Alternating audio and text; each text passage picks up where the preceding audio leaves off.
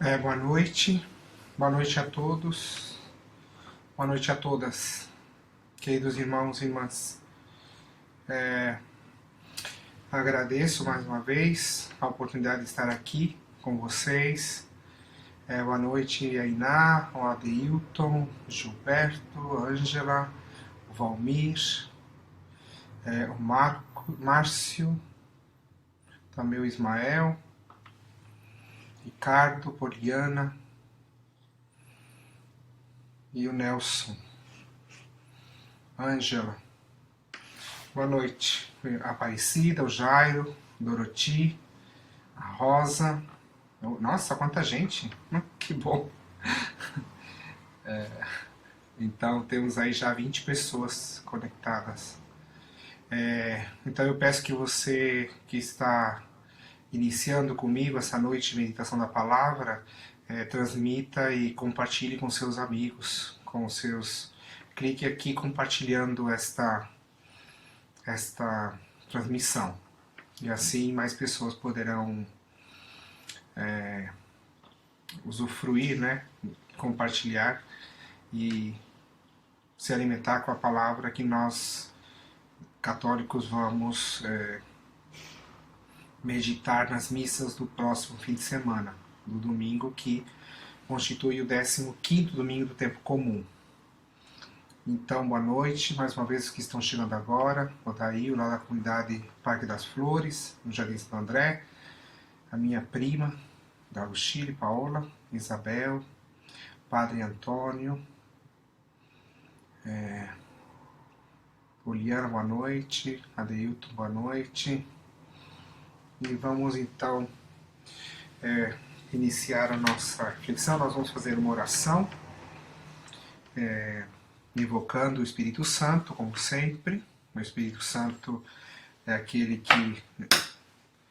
que gerou a palavra e que nos faz permanecer nessa tradição da revelação, né? da experiência de fé do povo de Israel, que culmina com a encarnação do Filho de Deus no povo eleito e nos revela esse anúncio do reino de uma forma plena e definitiva. Então, eu agradeço a todos que estão aqui, obrigado por estarem conectados. Eu peço que, mais uma vez, que você compartilhe no seu Facebook para que outras pessoas possam se unir a nós. Vamos rezar juntos e invocar o Espírito Santo. Então, estamos reunidos em nome do Pai, do Filho, do Espírito Santo. Amém. Vinde, Espírito Santo, enchei os corações dos vossos fiéis e acendei neles o fogo do vosso amor. Enviai o vosso Espírito e tudo será criado, e renovareis a face da terra. Oremos. Ó Deus, que instruís os corações dos vossos fiéis com a luz do Espírito Santo, fazei que apreciemos retamente todas as coisas e gozemos sempre da sua consolação por Cristo Senhor nosso. Amém. Invocando também a intercessão da Virgem Maria, de modo particular pelas pessoas que estão sem trabalho. Eu hoje tive a oportunidade de conversar com um senhor que está sem trabalho já há mais de um ano, e o sofrimento daquele homem e da sua família, e infelizmente não é só ele, existem tantas famílias que estão passando necessidades como consequência de toda essa crise que nós estamos vivendo no país e que a gente tem sofrido acompanhando tudo e todos os resultados que têm vindo como consequência, principalmente para a vida dos mais frágeis, dos mais pobres, dos trabalhadores. E parece que nada para, né, esse rolo compressor aí que está massacrando os mais vulneráveis da nossa sociedade.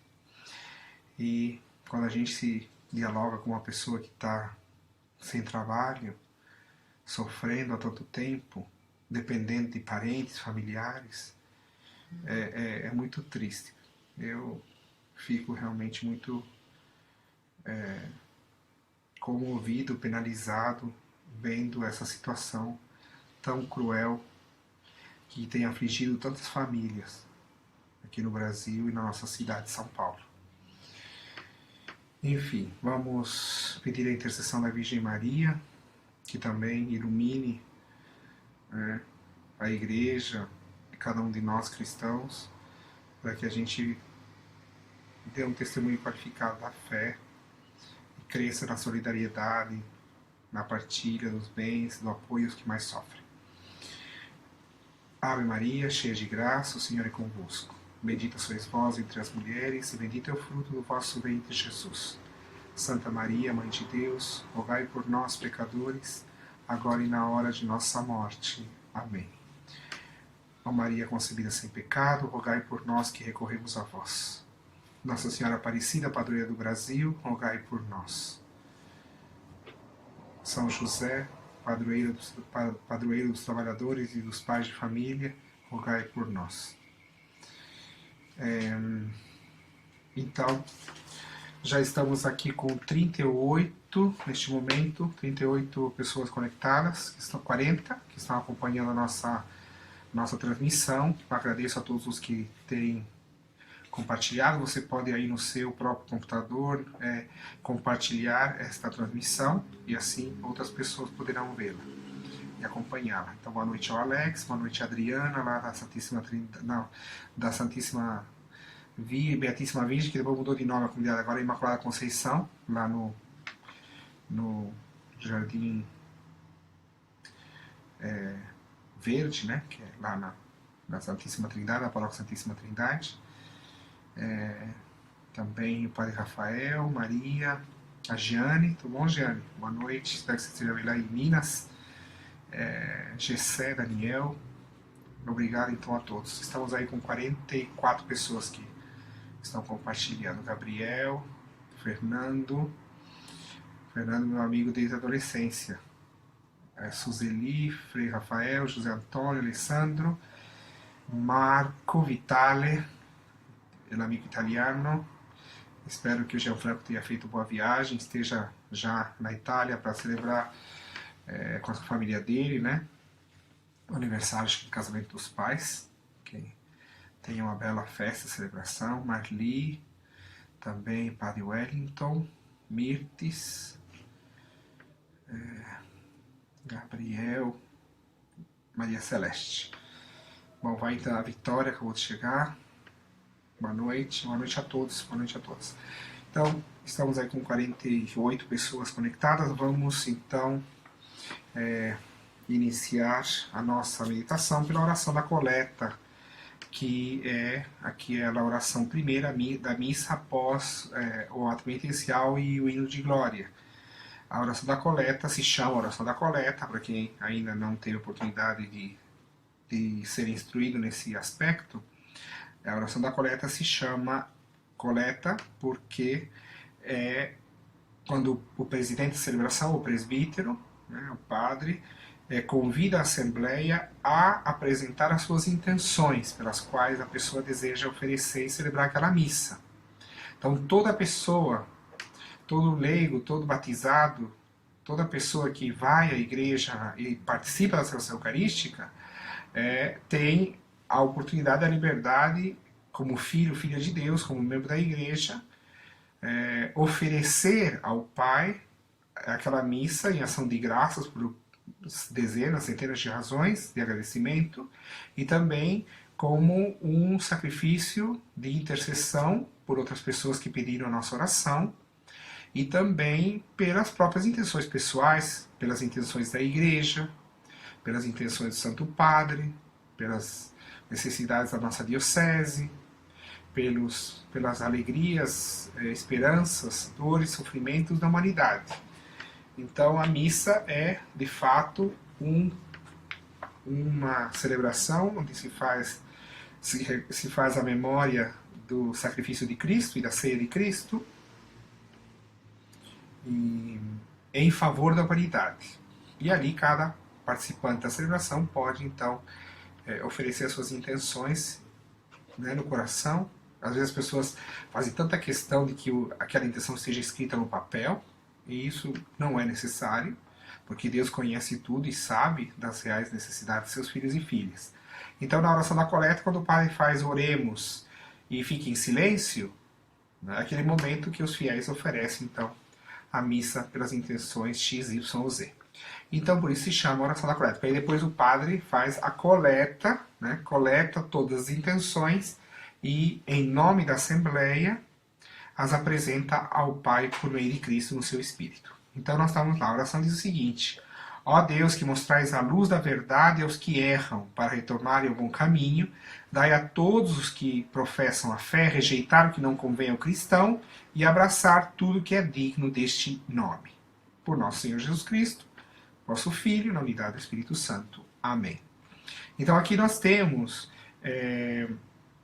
primeiro, uma constatação, uma afirmação a respeito do agir de Deus, a primeira parte da oração. Deus, tu que mostrais a luz da verdade aos que erram, para que retome o bom caminho. Então, é interessante a gente ter essa consciência, que quem conduz o nosso caminho é o Pai. Quem tem os desígnios da nossa história é o Pai. E ele tem uma intenção salvífica na vida de cada um e na vida da humanidade, como um corpo, né, como tudo aquilo que sai do seu amor criador e que é gerado, criado a partir desse amor. Então Deus, nós cremos num Deus que mostra a verdade e que de modo particular se inclina sobre os que estão no erro, para que, ao serem tocados na consciência e no conhecimento, no entendimento sobre a verdade que Deus deseja revelar, ou seja, a verdade sobre o ser humano, sobre a sua própria vida, sobre a existência de seus semelhantes, sobre a criação e sobre o universo, a pessoa, conhecendo esta verdade, ela possa retomar o bom caminho. Então, este é um agir que Deus realiza na nossa vida. Então, a igreja parte dessa afirmação na oração da coleta, reconhecendo este agir de Deus. É interessante a gente perceber, Deus age em nosso favor. Deus nunca realiza uma ação que seja contra a nossa humanidade ou contra a nossa vida. Deus trabalha sempre e age sempre em benefício favorável à vida humana. Então, principalmente, Deus tem um olhar misericordioso sobre os que erram, para que encontrem o bom caminho. Essa é a primeira parte da oração. Depois, aí nós vamos fazer uma súplica. Ou seja, concede a todos os que professam a fé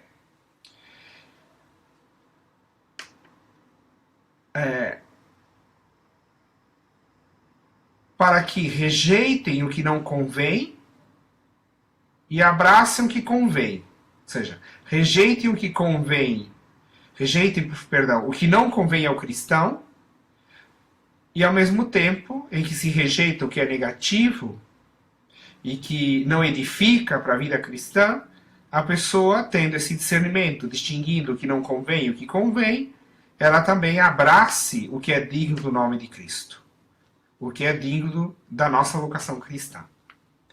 Então, a missa ela vai ser celebrada nessa intenção, nessa perspectiva mais profunda de que nós cremos num Deus que corrige os nossos erros, que nos ilumina e que nos instrui na verdade para que nós possamos trilhar um caminho de vida e salvação. E, ao mesmo tempo, pedimos, então aí a segunda parte é uma súplica, nós pedimos a Deus, suplicamos ao Pai, suplicamos que se realize em nós esta capacidade de discernir, essa capacidade de julgar, essa capacidade de distinguir aquilo que está à nossa volta, aquilo que nos rodeia, nas nossas atividades, nas nossas ações, naquilo que as outras pessoas vivem e fazem, a gente saiba distinguir, ter o discernimento justo de que certas coisas prejudicam a nossa vida e prejudicam a vida dos semelhantes, por isso devem ser rejeitadas, e ter o conhecimento e o discernimento de que muitas coisas favorecem a nossa vida e por isso favorece a vida dos semelhantes e devem ser abraçadas, devem ser acolhidas, né? Guardadas e multiplicadas entre nós. Então essa é a ideia da oração da coleta do domingo. Com esse entendimento, então vamos para a liturgia da palavra. A liturgia da palavra, ela é belíssima, né? Aliás, o evangelho é longo, né? Mas é um texto muito conhecido. Pelo menos nós temos já lido e revisto esse texto muitas vezes. Mas a nossa meditação hoje, após a oração da coleta, eu vou começar pelo Salmo 64, 65, que vai ser um pouco o pano de fundo que vai iluminar a relação e a ligação e o contexto, o substrato, né, de fundo dos demais textos. Então, o texto diz assim: visitais a nossa terra com as chuvas e transborda de fartura. Rios de Deus que vêm dos céus derramam águas e preparais o nosso trigo. Então, a ideia qual é? O salmista, ele vai louvar a Deus, bendizer a Deus e reconhecer este agir de Deus, fazendo uma analogia, um paralelismo, a partir de uma realidade que o povo da antiga aliança conhecia bem, e que nós, que tivemos em algum momento da nossa vida a oportunidade de partilhar com agricultores, ou com os nossos avós, com os nossos tios, com parentes ou amigos, a vida da roça, né, a vida do campo, onde isso é muito, muito fácil de ser enxergado, que é a terra que precisa de chuva, que precisa de cuidado, de cultivo, da ação do homem, da ação do ser humano. Então a terra vai ser arada, a terra vai ser adubada, a terra vai ser preparada. Mas, se não houver água, se não houver chuva, não adianta jogar semente. Ela não brota, ela não produz, ou então ela brota e morre. Ela não chega a produzir frutos. Então, essa é a ideia que o salmista nos apresenta. A terra é visitada com as chuvas. E quando a terra é visitada com as chuvas, ela transborda em fartura.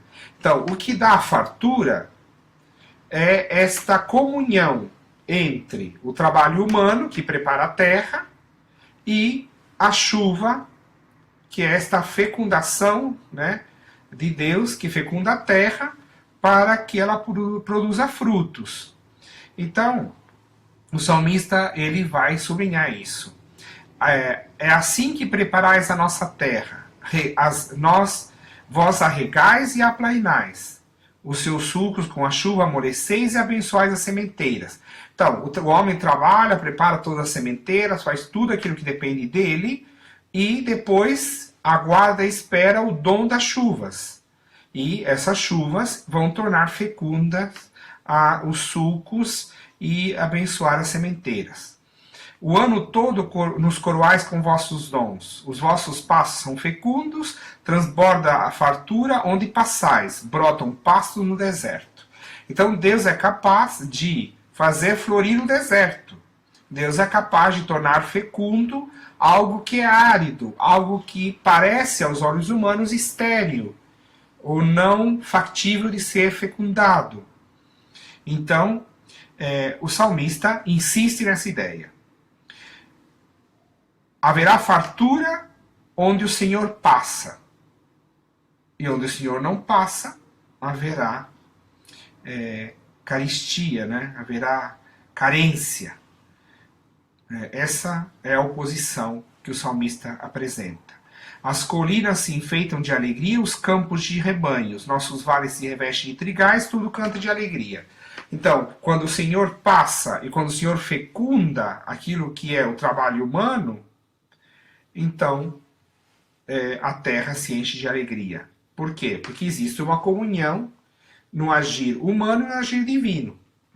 Então Deus, ele como que coroa a sua criação e coroa o agir humano com a sua presença, que é sempre fecunda, que é sempre de favorecer a vida e de combater a morte. Por isso que a gente tem que ter claro isso, né? Como nós fizemos na oração lá. Existem realidades que nós devemos rejeitar. Por quê? Porque levam à morte. Porque promovem a morte. E outras realidades que nós somos convidados no Evangelho e na palavra de Cristo a abraçar. Por quê? Porque elas geram vida para nós e para os semelhantes.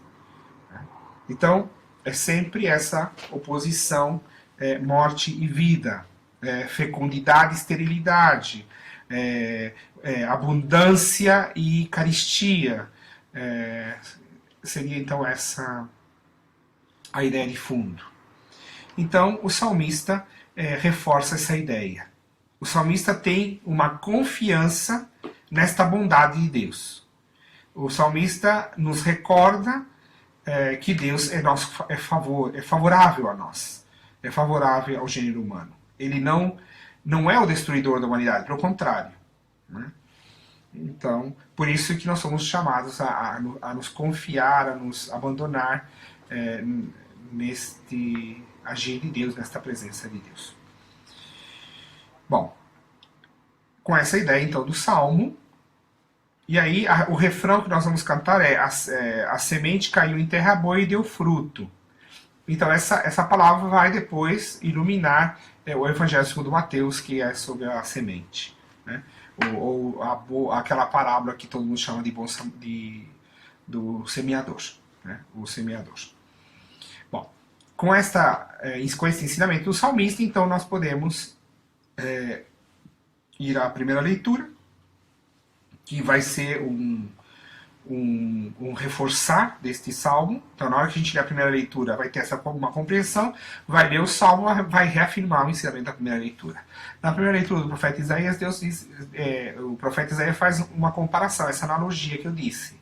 A chuva e a neve descem do céu e não voltam para lá, sem irrigar e fecundar a terra, sem fazê-la germinar e sem dar semente, para que o plantio seja abundante e para que a alimentação dos seres humanos também seja garantida. Então, novamente, nós temos a mesma analogia. Deus faz chover para que se fecunde a terra, se produzam frutos e exista alimento para que todos vivam com dignidade. Bom, no entanto, esta imagem ela é análoga à palavra.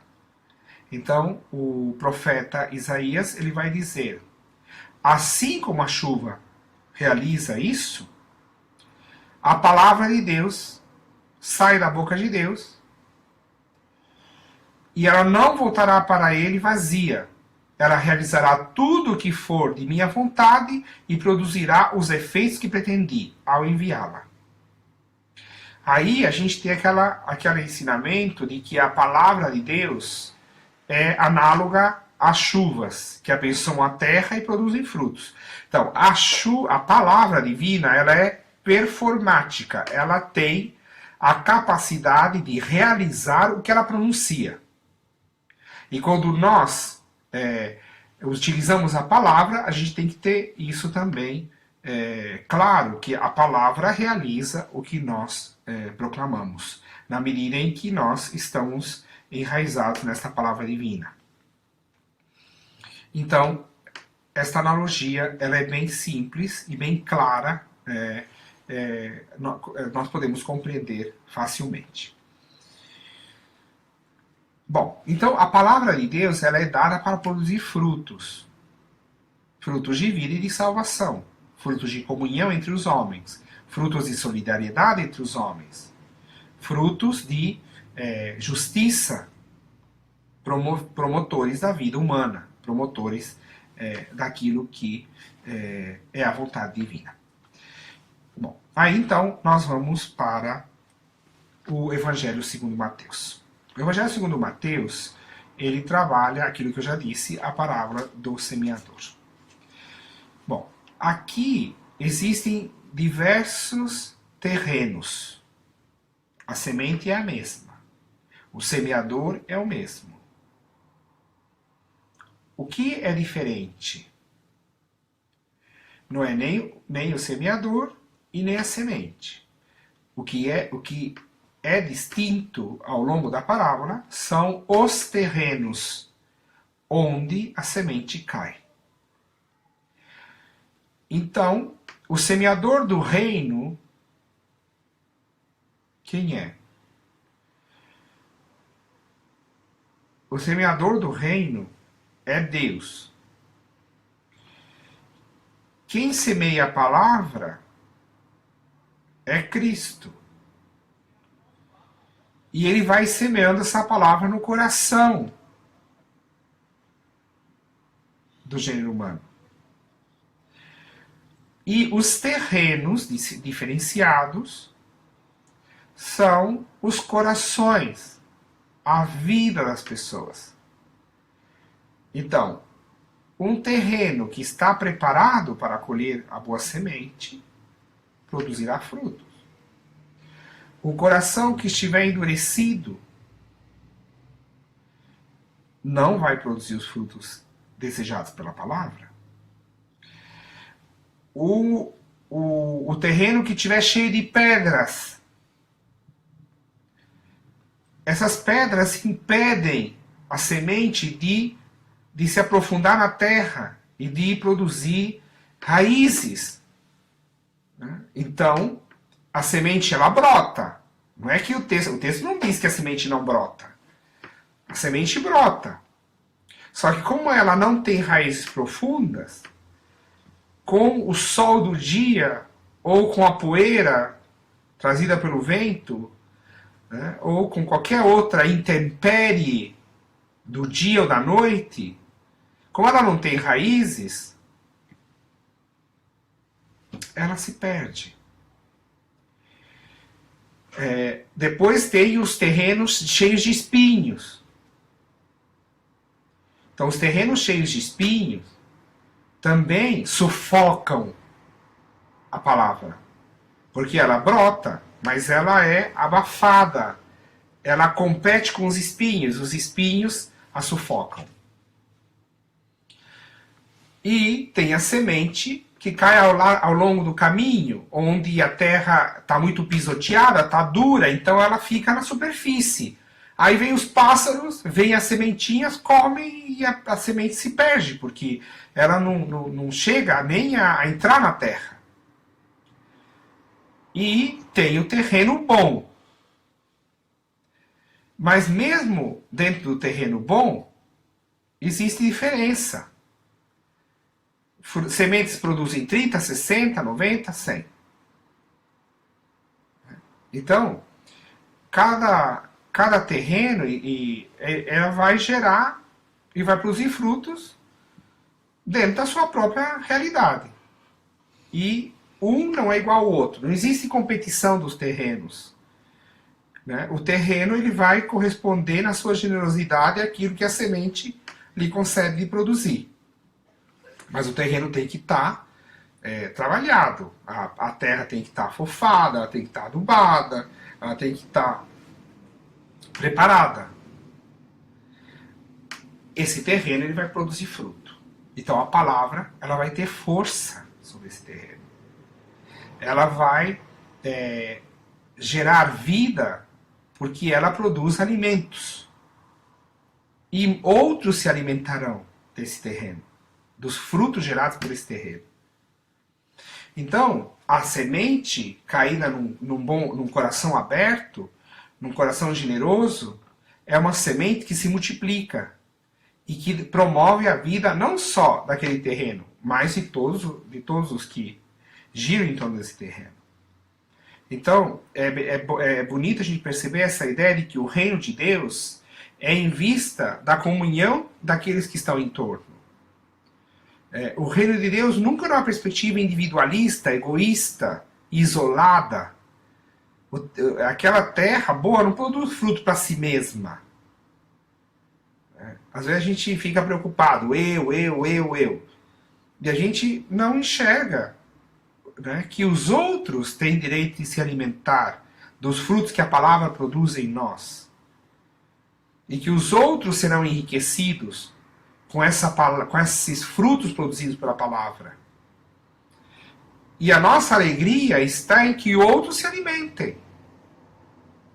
E a nossa tristeza deve ser quando a gente percebe que as sementes da palavra lançadas no nosso terreno não deram o fruto desejado pelo Senhor porque a gente não se preparou.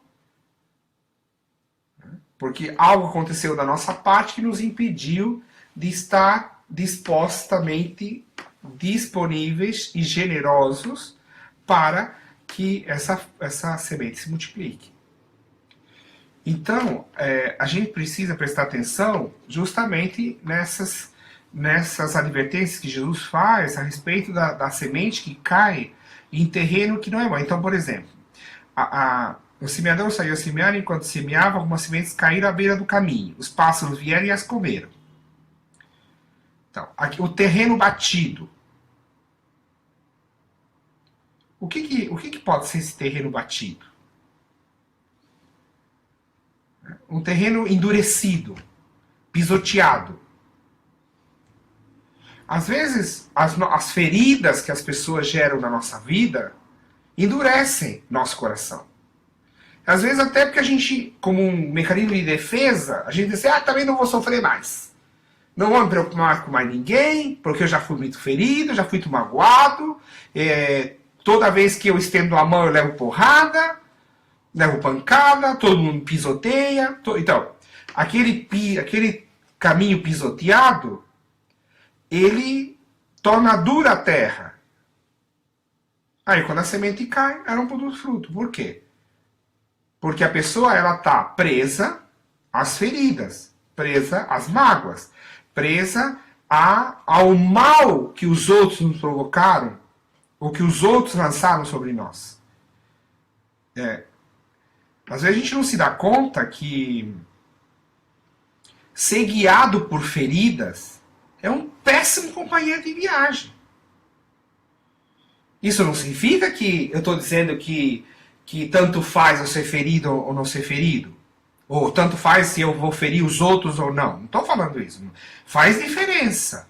É claro que a gente gostaria de não ser ferido e a gente gostaria de não ferir os outros. Porém, a realidade do mundo não é essa. Não adianta a gente se iludir, achar que a gente está no paraíso, no mundo, na ilha da fantasia, né? Porque como a nossa realidade está marcada pela graça e pelo pecado, então, quando o ser humano está ferido, ele fere. Às vezes a gente fere os outros, a gente nem percebe.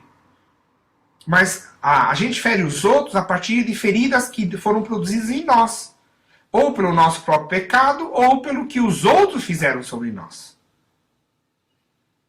Então, uma terra batida, endurecida, pode ser essa vida que decidiu não sentir mais, não se comover mais, não ser mais solidário, não ser mais misericordioso, dizer, então é que todo mundo se exploda que eu vou viver minha vida. Isso é um coração endurecido. Numa decisão de vida assim, a palavra, por mais que ela queira trabalhar, ela vai conseguir. Por quê? Porque a palavra bate e volta. A semente vai e volta. Não chega nem a terra, o pássaro já comeu. Então, por muito que a semente seja boa,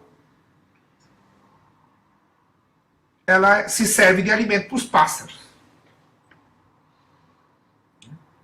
Então, esse é o primeiro terreno. O terreno que cai, a semente que cai nesse terreno pisoteado, endurecido aí, e eles caem à beira do caminho, os pássaros comem. As outras sementes caem em terreno pedregoso, onde não havia muita terra. As sementes brotam porque a terra não é profunda, mas quando o sol aparece, as plantas ficam queimadas e secam, porque não tinham raiz. Né? Que pode ser esse terreno pedregoso?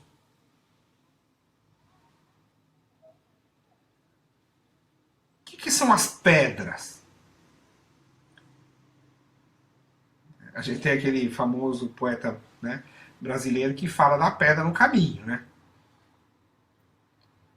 E com uma pedra, você pode fazer muita coisa boa também. Dá até para edificar muita coisa interessante. Mas ela tem que ser ordenada, serve de alicerce, serve uma série de coisas. No momento que ela está espalhada, desordenada, e ela cobre a terra fértil, então é como uma camada que impede a semente de chegar na terra.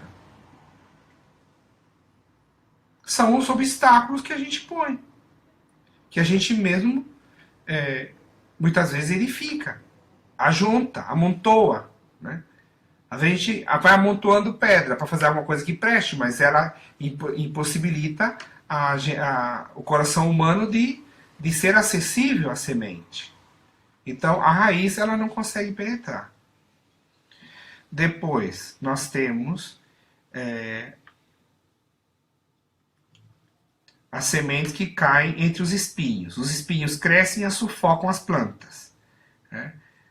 Os espinhos. O espinho é também essa questão do ser humano ferido, né?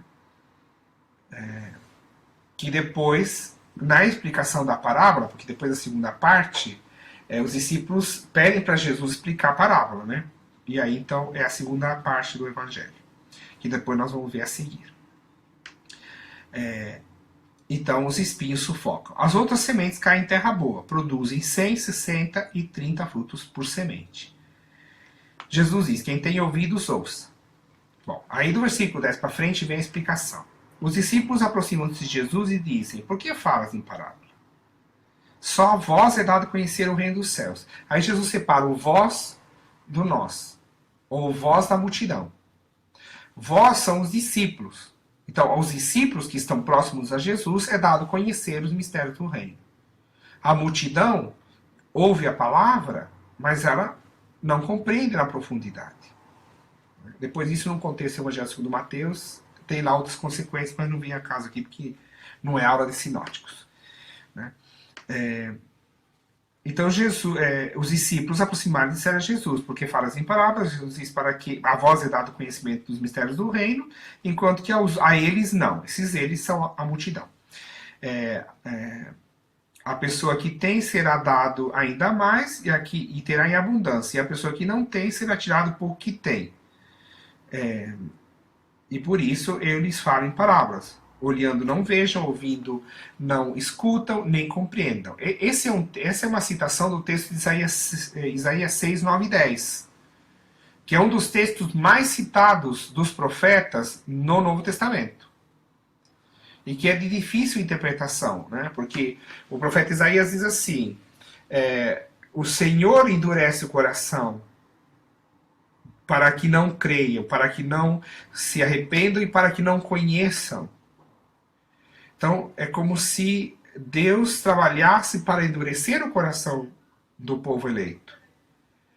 Mas isso revela, segundo o profeta, e aí existem traduções distintas da 70, do texto hebraico, do texto grego, existem diversas diferenças, né, no texto hebraico e no texto grego.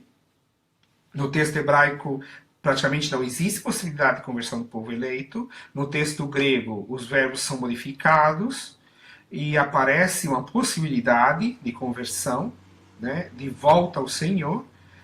Muito provavelmente a tradução grega achou muito escandaloso esse ensinamento do texto hebraico e acaba fazendo uma adaptação, uma flexibilização do texto hebraico, né? Então, mas importante é saber que esse texto ele é citado nos evangelhos e tem uma interpretação bastante complexa dentro de cada evangelho, né, dentro do contexto em que eles são citados. Na obra lucana, Evangelho segundo Lucas e Atos dos Apóstolos, o texto é citado para afirmar que parte do povo eleito rejeita e resiste à palavra profética, e que resiste, portanto, à palavra de Jesus, que é o profeta por excelência, né? E que resistir à palavra profética é resistir ao Espírito de Deus, ou seja, resistir ao chamado à conversão, e que por isso, então, não se torna mais difícil esse acolhimento do chamado de Deus.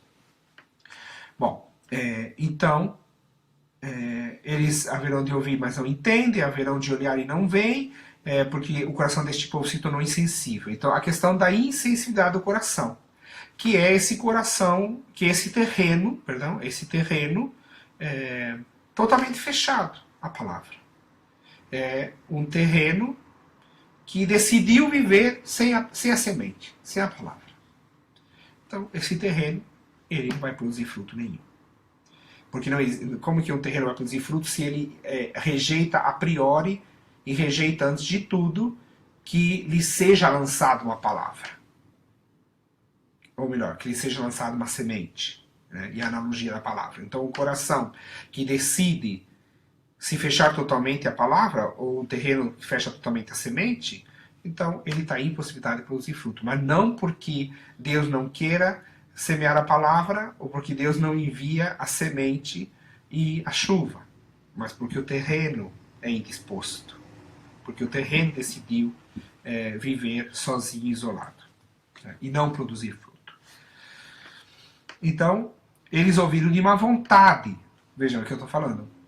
Né? A pior coisa que tem é conviver com gente de má vontade. Não sei se vocês... É uma coisa que eu, pelo menos, fico muito incomodado quando uma pessoa demonstra que ela tem má vontade. Você pode fazer tudo por ela. Mas a pessoa tem má vontade, ela não quer. Ela está mal disposta, ou ela está indisposta. Então, nem Deus pode fazer nada por ela, porque ela rejeita. Ela se afasta, ela se coloca numa atitude de oposição e de rejeição total. Então, não tem estímulo. Você pode pegar a pessoa por todos os lados. Ela reage sempre negativamente. Por quê? Porque ela decidiu. E aí não tem jeito, fazer o quê? A gente matar não pode, que rachar a cabeça do outro você não pode. Então, é orar para que Deus faça um milagre na vida dela, né? E orar também para que a gente nunca tenha essa atitude, né? Porque não adianta a gente ser hipócrita, rezar para os outros e para a gente fazer a mesma coisa.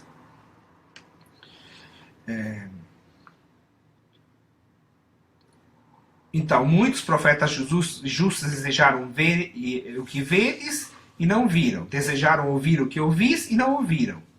Ouvi, portanto, a palavra do semeador. Então, Jesus faz uma comparação entre os seus discípulos, que estão ali caminhando lado a lado com ele e que experimentam os efeitos da palavra, ou seja, dessa semente lançada por Jesus no coração das pessoas. Os discípulos são testemunhas, não só dessa palavra, daquilo que ela gera no coração deles, mas os discípulos são testemunhas daquela palavra de Cristo e dos frutos que gera nas pessoas que encontram com Jesus ao longo do caminho. Então, os discípulos têm o privilégio de contemplar e de se maravilhar dos efeitos positivos de vida e de abundância que a palavra produz no coração, porque é a palavra de Cristo que é lançada no coração de tantas pessoas. Então, Jesus compara os seus discípulos com os profetas, que desejaram ver o que eles veem, mas não viram. Que desejaram ouvir o que eles ouvem e não ouviram.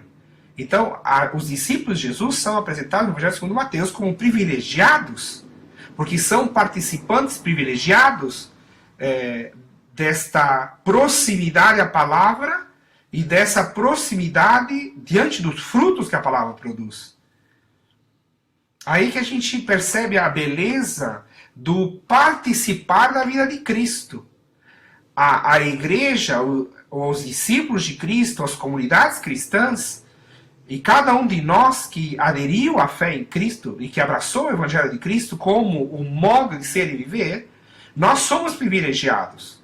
Porque nós participamos de forma direta dos efeitos e da presença desta força da palavra, que gera coisas belas, frutos suculentos, maravilhosos, que dão vida às pessoas. Então, às vezes a gente fala assim, nossa, a missão é um fardo, a missão é um sacrifício, a missão é isso, a missão é aquilo.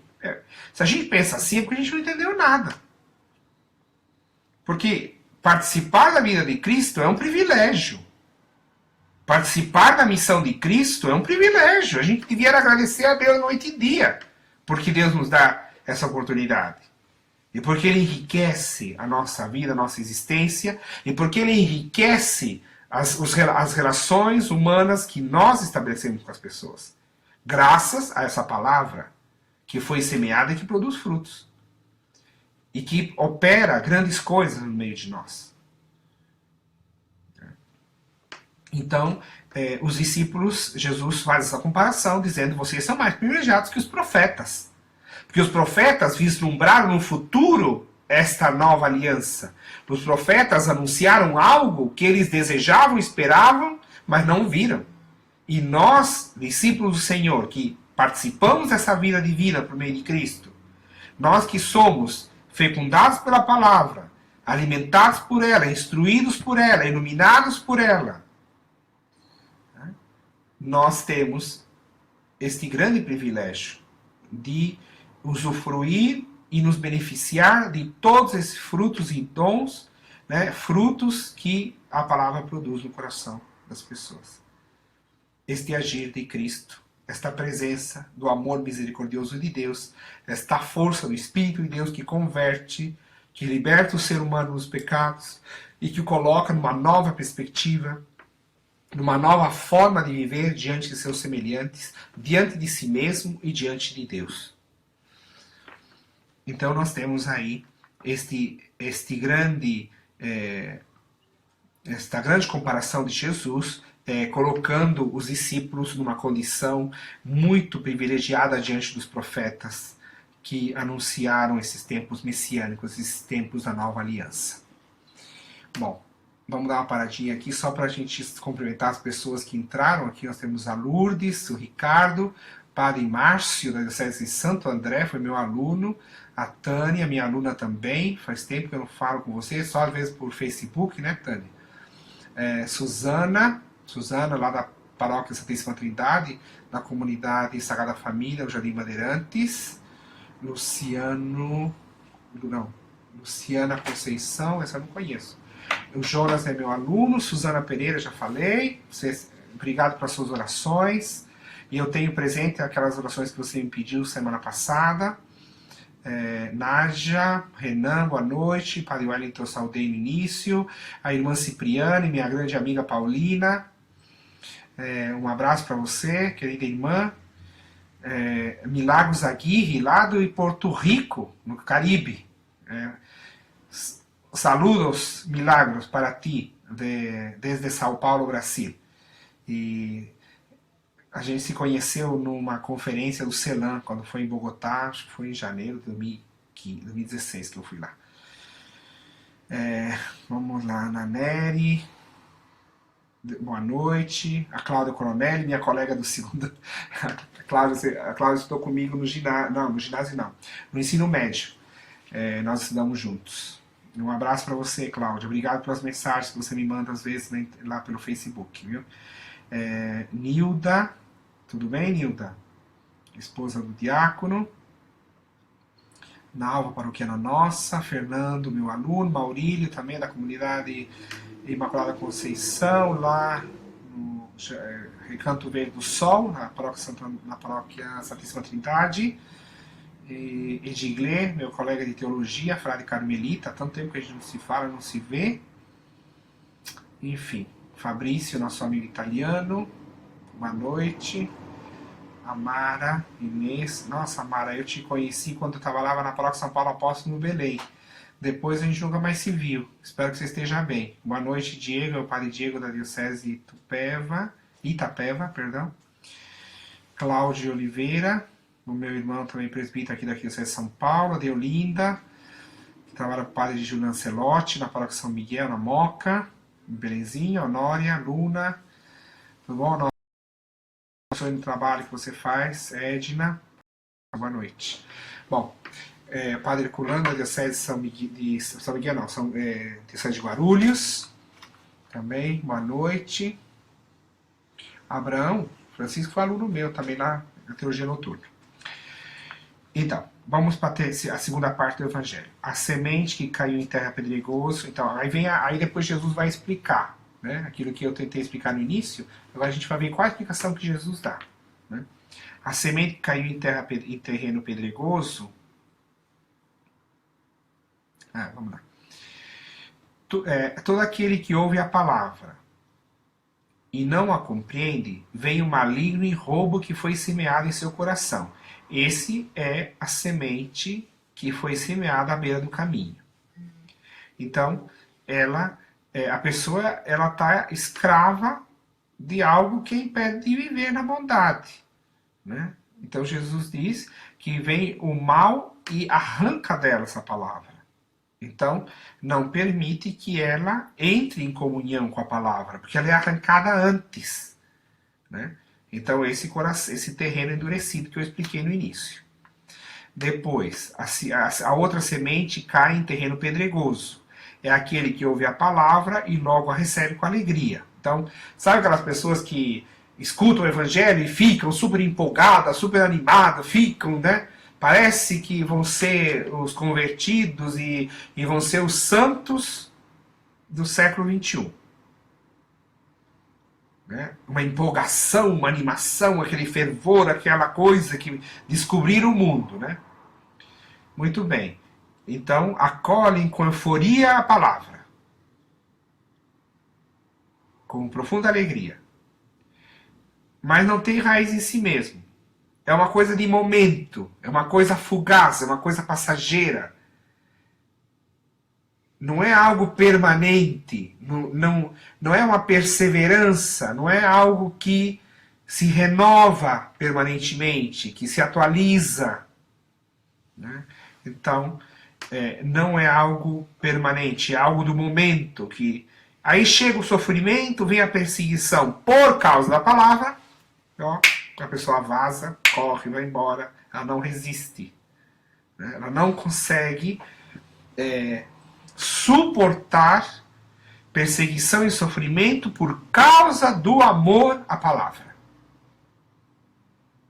Porque Jesus, por exemplo, suporta sofrimento e perseguição porque ele tem amor à palavra que o Pai lhe confiou.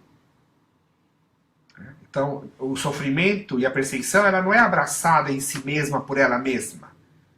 Porque o cristão não é como chama? Doente psiquiátrico, né? Que quer sofrer, né? Que quer se autoflagelar. Isso não é vida cristã. Você pode ver que nos evangelhos não se ensina isso. Em um tempo aí na história da igreja houve uma espiritualidade que dizia que a pessoa tinha que se bater, tinha que se flagelar para ela poder se purificar dos pecados. Né? E isso hoje a igreja ensina que isso não tem nenhum sentido. O sentido está em que aquele que tem amor pela palavra, aquele que alimenta e que renova esse amor, que é permanente, que não é fugaz, que não é algo de momento, mas é algo que se renova e que se enraiza, que se assume um compromisso de vida. Então, essa pessoa, ela é capaz até de sofrer por amor. Mas o mérito dela não é o sofrimento. O mérito dela é o amor que suporta até as últimas consequências. E que te impele a viver até as últimas consequências. Então, o acento é sempre sobre o amor. Né? Porque senão a gente teria que defender então que enquanto todo mundo sofre, enquanto mais sofrimento houver no mundo, melhor, né? Porque já que o sofrimento salva, então vamos multiplicar o sofrimento, vamos ficar um flagelando o outro, um castigando o outro, porque aí todo mundo sofre, todo mundo se salva. Só que isso aí é só para quem é louco, né? Só para quem é doente da cabeça, porque óbvio que não é isso que Jesus ensina. E não é esse o ensinamento de Deus, e não é esse o desejo de Deus para a humanidade. Então, todo mundo que tem essa ideia de que sofrimento redime e salva, está profundamente enganado. Nunca leu a Bíblia, ou nunca foi explicado para ela. O que salva é o amor. O que cura é o amor. O que perdoa é o amor. O que redime é o amor. E aquele que tem comunhão com o amor de Deus, este é um autêntico servidor. Um autêntico filho e filha de Deus. Então Jesus, que tem essa comunhão com o amor de Deus e que vive permanentemente esse amor, ele experimenta então superar e vencer todo sofrimento e toda perseguição, por causa do seu amor à palavra. Né? Mas quem não tem esse amor, desiste logo. Na hora que começa a apertar, na hora que começa a ter reações e começa a ser humilhado, perseguido por causa de ser discípulo de Cristo, ó, o pessoal arruma a malinha e vai embora porque ela não suporta. Então, infelizmente, a gente é tentado às vezes a fazer isso também, né? Às vezes a gente tem essa tentação. Fala, então largo tudo, não sei o quê. E aí vem a pergunta sempre de Pedro, né? A quem iremos se só tu tens palavra de vida eterna? Né? Então a gente larga Jesus e nós vamos para onde? Vamos ficar perambulando pelo mundo perdido? Melhor ficar com ele, né? Eu, pelo menos, quem é discípulo de Cristo e tem essa convicção e essa graça na fé, renova sempre essa amizade e essa adesão à pessoa de Cristo, independente de estar em dificuldade, em tribulação, em provação. O importante é perseverar de forma autêntica, né? Então, essa é a beleza da vida cristã, né? A perseverança. Bom, aí nós vamos então, a outra semente caiu no meio dos espinhos, é aquela que ouve a palavra, mas as preocupações do mundo e a ilusão das riquezas sufocam a palavra, e ele não dá fruto. Aqui tem uma denúncia grave, né? Que no nosso tempo serve, né? Que é a questão das riquezas. A questão de que hoje no mundo a gente tenta nos convencer de todos os modos que homem e mulher feliz é aquele que tem muito, aquele que tem tudo economicamente, né? Que pode tudo economicamente, que pode comprar tudo, que pode fazer festa onde quiser, que pode se vestir luxuosamente, que pode frequentar os melhores restaurantes, que pode participar dos melhores shows, que pode estudar nos melhores lugares, comprar os livros mais caros, enfim. E aí você conhece tanta gente que tem recursos econômicos, que se deixa atrair por essa ilusão da riqueza e do acúmulo de bens, e é um infeliz, é um frustrado, é um doente, é uma pessoa que vive em função das riquezas, e que está sozinho, e que nem amigos tem, porque as pessoas que se aproximam dela não é nem por ela, é pelo dinheiro que ela tem. Então ela fica sempre achando, será que estão perto de mim pelo que eu posso dar ou pelo que eu sou? Então é uma escravidão. A pessoa tem tudo, e todo mundo está girando em volta dela pelo dinheiro, não é pelo que ela é. Então essas pessoas são dignas de pena. E Jesus diz que quem tem muitas preocupações com as coisas materiais e que se ilude com o acúmulo de riquezas, ela não persevera na palavra. Porque a ilusão da riqueza sufoca a palavra. E ela acaba não dando fruto. Enquanto que aquele que tem recursos e é solidário e sabe partilhar e sabe viver na sobriedade e sabe oferecer àquele que nada tem, né?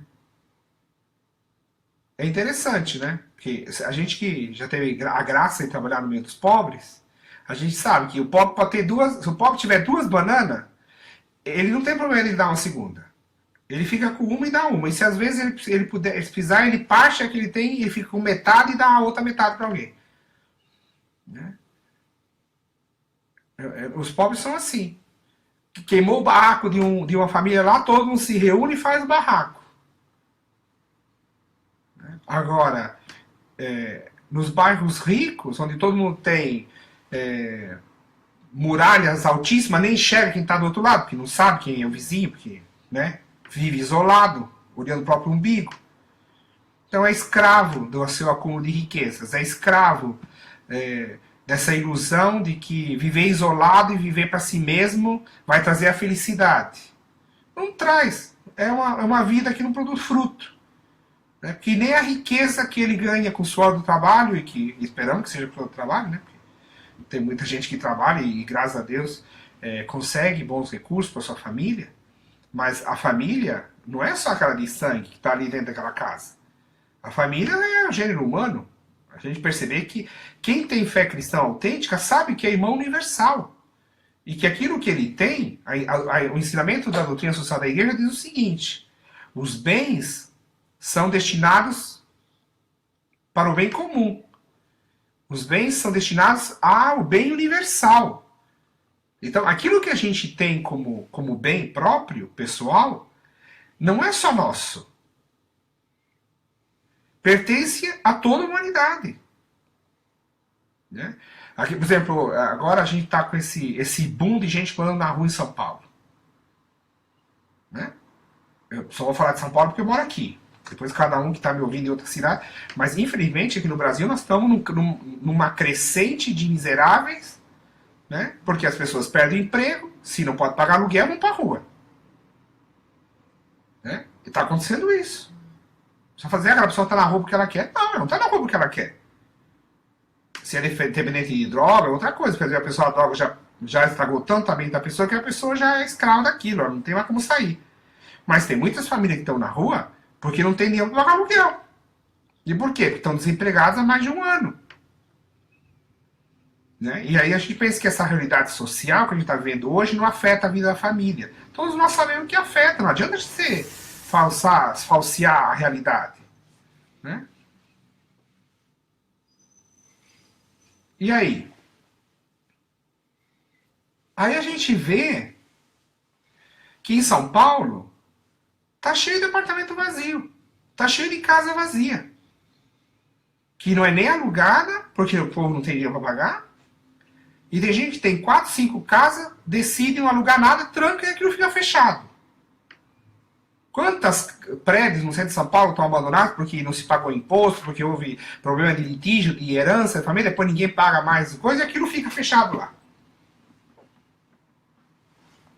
Então, segundo o ensinamento da doutrina social da igreja, portanto não sou eu que estou falando, mas isso vem dos santos padres dos primeiros séculos do cristianismo, e a igreja tem desenvolvido todo um ensinamento social, segundo as encíclicas sociais, né, dos papas, desde Leão XIII para frente, passando por Pio XII, por João XXIII, por Paulo VI, por João Paulo II, né, pelo Papa Bento XVI, agora o Papa Francisco.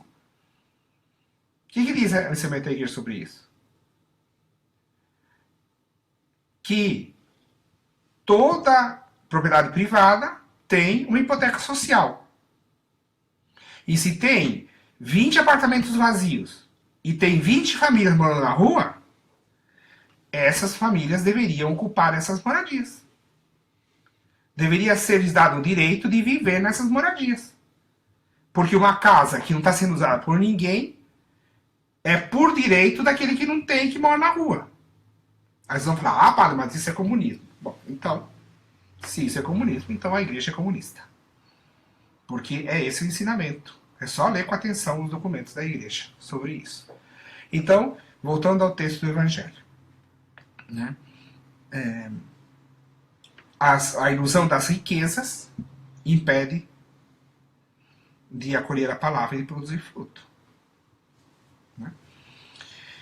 Então, aquela semente se perde porque não há uma reta intenção de acolher esse dom, que vai produzir muitos frutos, mas no caso não produz, porque o terreno é sufocado por ilusões que não levam a pessoa a viver de forma fraterna, solidária, né, segundo o amor de Cristo, o amor de Deus.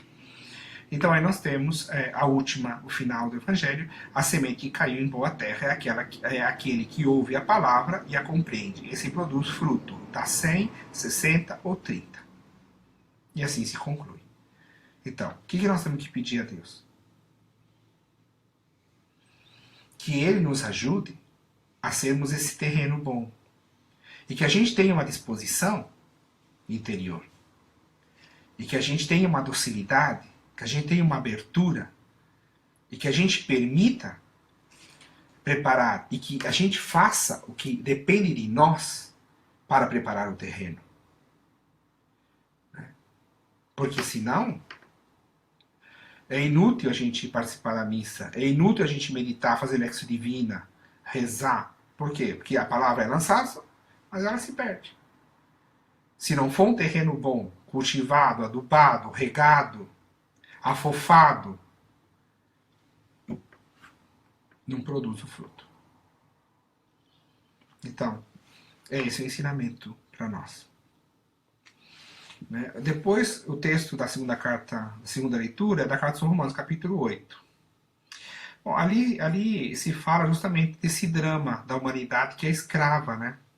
E que chora, e a criação inteira chora e geme, porque ela espera e guarda a libertação final e definitiva.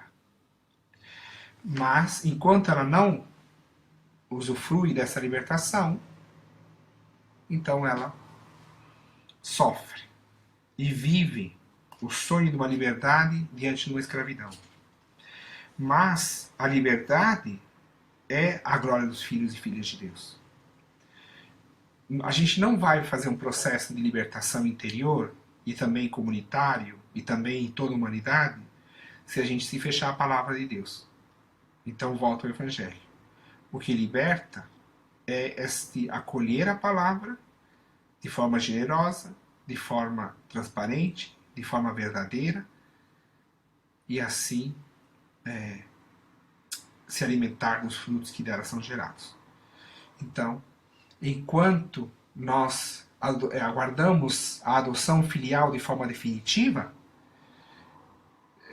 então o apóstolo Paulo diz que nós podemos produzir as primícias do Espírito. E quais são essas primícias do Espírito? São os frutos que a palavra produz. Nós recebemos as primícias do Espírito, porque o Espírito de Deus habita em nós. E quando nós somos dóceis ao Espírito, o Espírito nos confirma nessa palavra e o Espírito ele vai multiplicar também esses frutos da palavra. E ele vai nos confirmar na palavra. E o Espírito vai recordar a palavra de Cristo em nós. E o Espírito vai fazer com que nós, como comunidade, como igreja de Cristo, como corpo de Cristo, vivamos alimentados e enraizados de forma mais profunda e autêntica nessa palavra de Cristo. Então, nós como filhos e filhas de Deus, aguardamos a libertação final, mas nós não ficamos de braços cruzados. Nós permitimos que o Espírito nos conduza e que ele produza os frutos desejados pela palavra com a nossa colaboração e com a nossa decisão. Né? Lembrando que o Espírito de Deus não nos obriga a nada. Nós temos que colaborar com ele, senão nada feito também. Tem gente que fala assim, eu vou invocar o Espírito Santo, ficar aqui porque o Espírito Santo vai fazer tudo. Não vai. Isso não existe. Né? Então a gente tem que ter claro aquilo que cabe a nós e o que cabe a Deus. O que cabe a Deus, Deus faz muito bem, obrigado. O que cabe a nós é que nem sempre nós fazemos e vivemos. Eu gostaria ainda de saudar aqui o meu amigo Arthur, que foi meu colega Barnabita, ele é padre Barnabita, né? Hoje ele está de aniversário. Então, Arthur, a minha saudação pelo seu aniversário. Hoje eu rezei ao longo do dia por você, eu vi. O Facebook me contou que você estava de aniversário. Então, receba a minha prece e também o meu agradecimento em todos os anos que nós vivemos juntos e todas as coisas que eu aprendi com você nos anos em que moramos juntos no seminário. Um abraço também a todos, a cada um. Aqui tem vários. Padre Wagner é o formador da Diocese de Osasco. Quem mais? A Sônia, o parto, a Lúcia, nossa aluna, o Pabel Mauri, que é nosso aluno, mercedário, Valnice, tudo bom, Valnice? Obrigado sempre pela sua presença na nossa comunidade. Quem mais? Elizabeth, boa noite.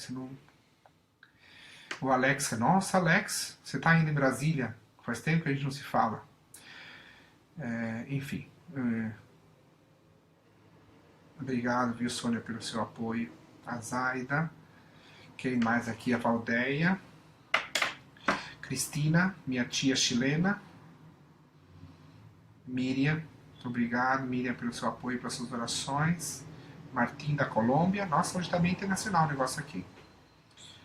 Louvado seja Deus. Dona Eunice, seu João, obrigado também pelo tudo que vocês... a presença de vocês na nossa paróquia. Enfim. Heraldo, toda a comunidade Sagrada Família, a sua família, a sua esposa, seus filhos. Então vamos concluir, que já passou da hora, né? Vamos rezar então, agradecendo a Deus. Uma Ave Maria, glória ao Pai, e louvando a Deus. Espero que vocês todos que vão participar nas diversas paróquias, diversos lugares da liturgia da palavra no domingo, possam então, em comunidade, enriquecer ainda mais, certamente, os párocos de vocês, os padres que trabalham nas comunidades de vocês, ou os diáconos que vão fazer a celebração da palavra, ou os ministros da palavra, onde não há presbíteros, né, que infelizmente é uma realidade ainda muito presente na nossa igreja. Vamos também, então, nessa oração, rezar pelas vocações sacerdotais e religiosas, pelas famílias, para que também exista um espaço, um ambiente para as vocações e para a perseverança dos seminaristas. Né? Então, todos juntos vamos rezar uma Ave Maria. Ave Maria, cheia de graça, o Senhor é convosco, bendita sois vós entre as mulheres, e bendito é o fruto do vosso ventre, Jesus. Santa Maria, Mãe de Deus, rogai por nós, pecadores, agora e na hora de nossa morte. Amém. Nossa Senhora Aparecida, padroeira do Brasil, rogai por nós, pelo nosso país e por todos os que governam e dirigem esta nação e também pelo povo brasileiro, para que seja forte nesses momentos de tribulação, principalmente os mais pobres e os mais sofridos, e que entre nós cristãos exista a solidariedade e o acolhimento mútuo e o sustento, né, uns pelos outros. Nunca uma igreja de portas fechadas, pelo contrário, uma igreja de portas abertas, uma igreja em saída, como pede o Papa Francisco, uma igreja pobre para os pobres. Que o Senhor nos confirme nesse caminho, nos dê a graça de viver segundo os ensinamentos do Evangelho do Senhor e também da exortação do Papa Francisco e todos os nossos pastores. São José, rogai por nós. Vamos rezar uma glória ao Pai. Glória ao Pai, ao Filho e ao Espírito Santo, como era no princípio, agora e sempre. Amém. Uma bênção, o Senhor esteja convosco, Ele está no meio de nós. Abençoe-vos, Deus Todo-Poderoso, Pai, Filho, Espírito Santo. Amém. Uma boa noite a todos. Obrigado pela participação e por ter ajudado a compartilhar e a multiplicar essa meditação. Muito obrigado. Deus abençoe a todos. Boa noite. Tchau.